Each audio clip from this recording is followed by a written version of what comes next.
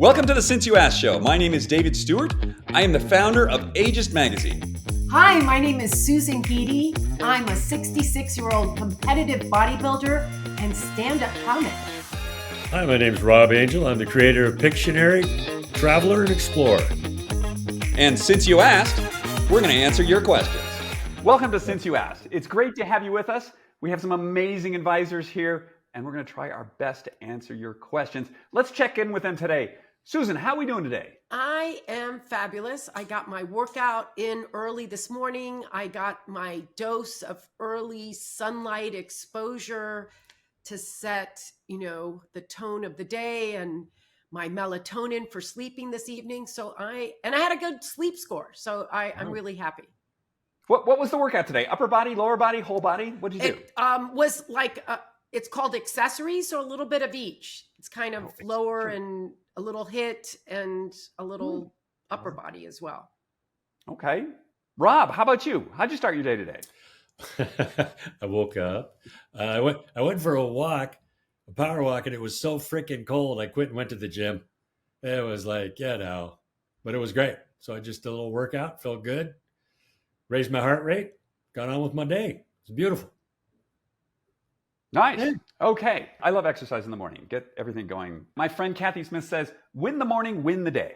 So this week we have a question from a woman. She says, I'm considering breast enhancements, plastic surgery, and I don't quite know how I feel about this.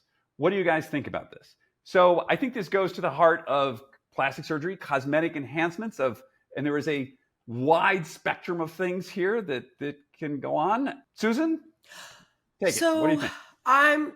Again, I like to talk from experience, and I got breast enhancement when I got divorced. I was dating a younger man, and I think you have to think a lot about why you're doing it.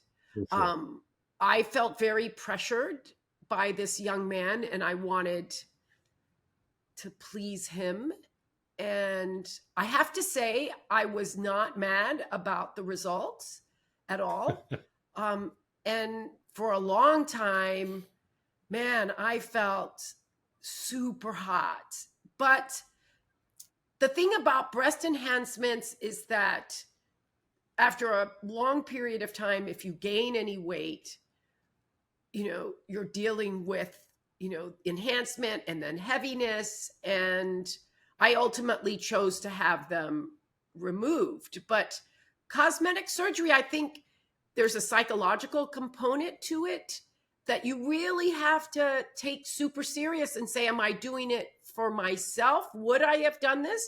Or was I doing it to people please?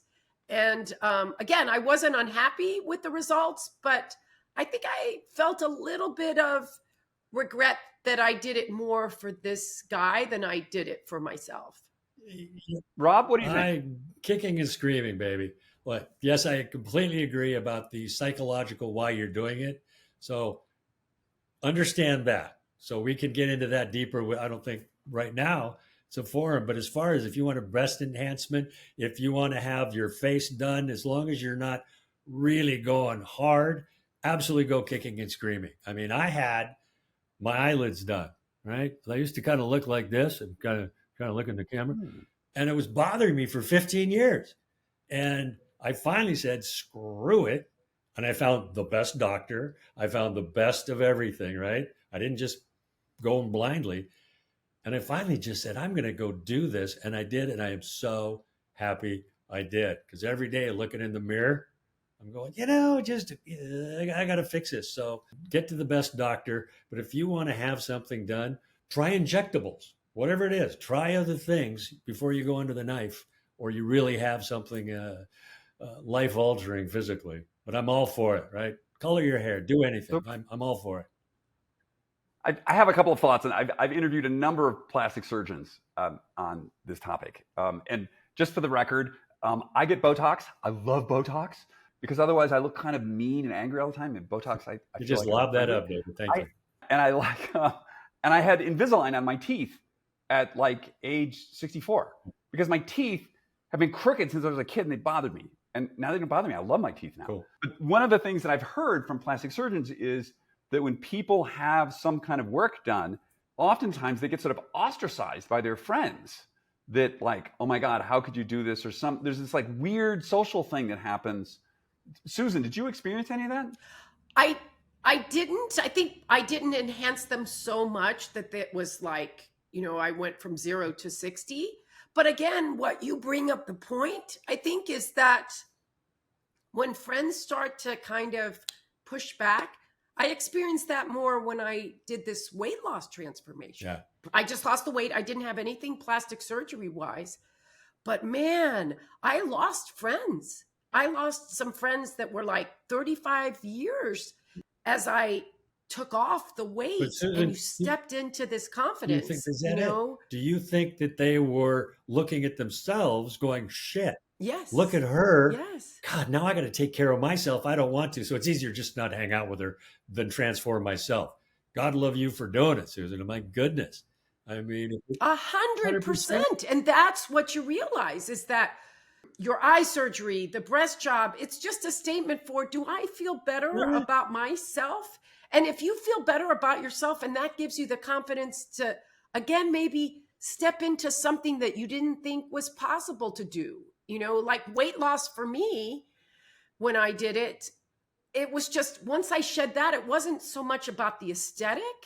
It was who I became in the absence of that. Absolutely. I just felt like, David, like you said in the supermarket, I want to say hello to everybody. I'm happy. I just feel better about myself. But some people aren't happy. They want you to be miserable with them and stay that way.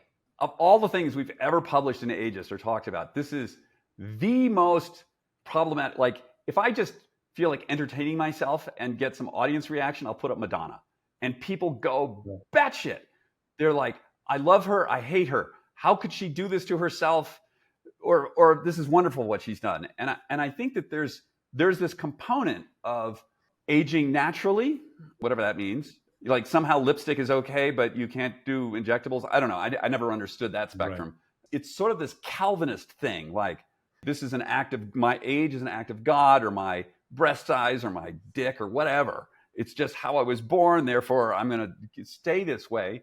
And I think that's fine. I respect that. Things can get very polarized with this. But to your point, Dave, people are changing mentally all the time. They're taking coaching. They're learning how to do something new. This just happens to be a physical change.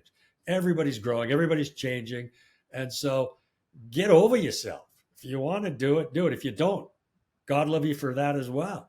But quit judging other people. Quit worrying about everybody else. Right? Just worry about yourself. If that's what you want to do, go for it. Again, exactly. I think it's the judging part that who asked you? When did you become the judge of who I am? I do, to your point about Madonna, I think sometimes the discussion came, and I think you start to see this, plastic surgery can be addictive, so when you do one thing, there is a tendency to sort of say, oh, now I'm going to do this and now I'm going to do that. And I think, unfortunately, in Madonna's case, she did take it to a point where her face is so altered. Yeah. It's not as flattering, perhaps, had she done. Now you're judging.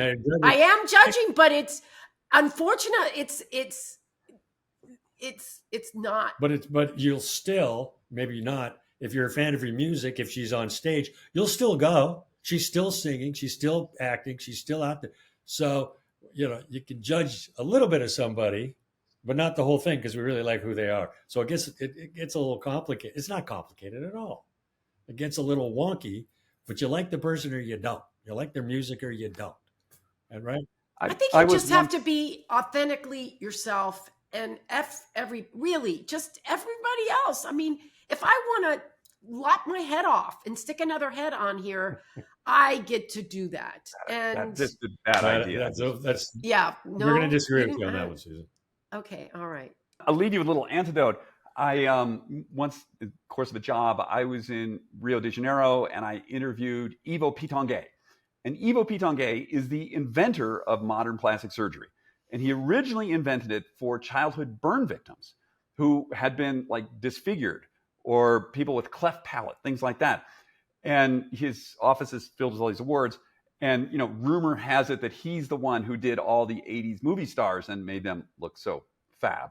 And I asked Ivo, I said, and Ivo was about 80, I think, when I spoke to him. I said, and Ivo was like fabulously wealthy. He had like a plane in his own island. And the Clinique Pitangay was the place to go in Rio.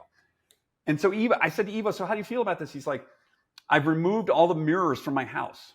I have no mirrors. I said, so you're not interested in doing anything yourself? He's like, no, I can't. He was just like, I'm too obsessive. I can't go there. In fact, I don't even want to look at myself.